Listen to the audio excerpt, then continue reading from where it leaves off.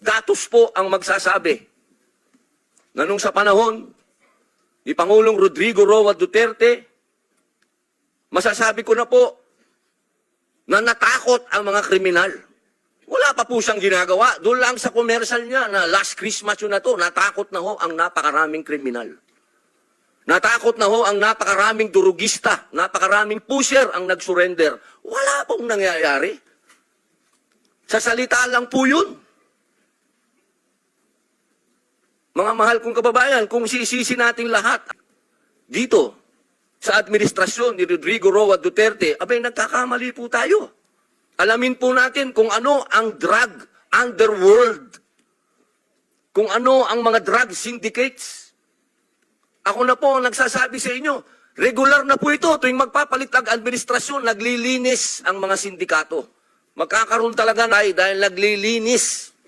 Para pagpasok ng bagong administrasyon, yung kanilang mga alagang, mga kriminal, mga alagang, mga pusher, mga tapos na. Sana po, sa usapin na ito, maging realistic po tayo, mga mahal kong kababayan. Kung kailan ba natin na ibalik sa mga kababayan natin ang kalsada. Nung panahon na yon, nagiinuman sa tabi, nakahubad. Ang mga babae, hindi makapaglakad, hindi ka makapaglakad ng may cellphone ka, aagawin ng cellphone mo, loob ng bahay mo, papasukin ka.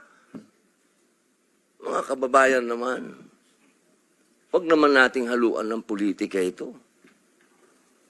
May mga bagay dito sa mundo na kailangan maging realidad tayo. Buong mundo, problema ang droga. Kung walang tatayo para lumaban dito, paano na ang kinabukasan ng mga anak natin? Paano na ang kinabukasan ng bayan natin? Kaya sana po ang inihiling ko sa lahat dito sa pagdinig na ito, iwasan ng politika at tingnan po natin kung saan talaga tayo tutungo ang bayan natin. Mga kababayan, lubog na po tayo sa utang, lubog pa tayo sa tubig, pati ba naman sa ganito, lubog pa rin tayo. Yun lamang po, maraming salamat po.